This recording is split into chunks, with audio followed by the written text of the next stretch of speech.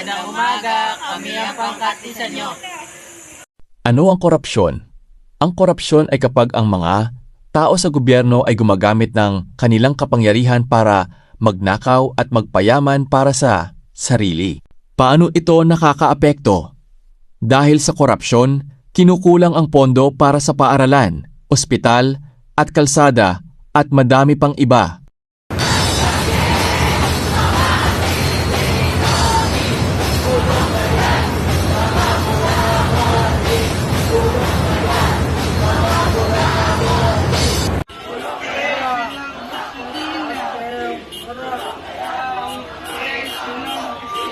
Ngayon guys, pupunta tayo para muna natin makakain.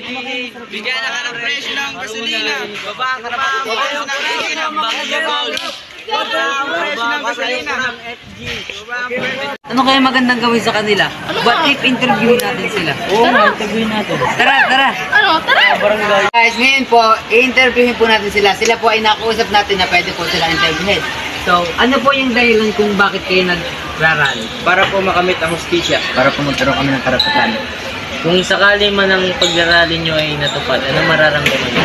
Masaya dahil maganda maidudulot nito. Sa mga senado, anong gusto niyo sabihin? Pwede ba silang makulong o hindi? Opo, dapat po silang masunod dahil wala naman silang bilang sa ating bansa. Ang pera ng bayan ay dapat para sa lahat, hindi para lang sa iilan. Kahit maliit na lagay, lumalaki ito at nagiging malaking problema. Hindi uunlad ang bansa kung hindi patas ang laban. Ang korupsyon ay pananagutan din natin kung hinahayaan lang natin. Nagsisimula ang pagbabago sa katapatan at disiplina.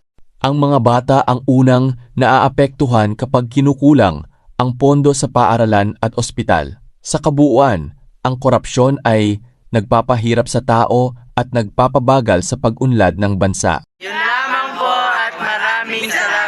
Isa.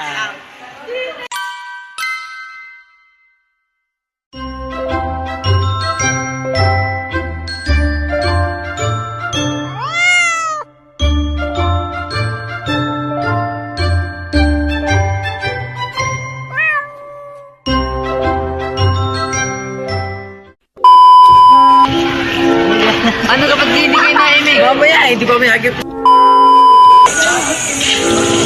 Hello, magandang umaga.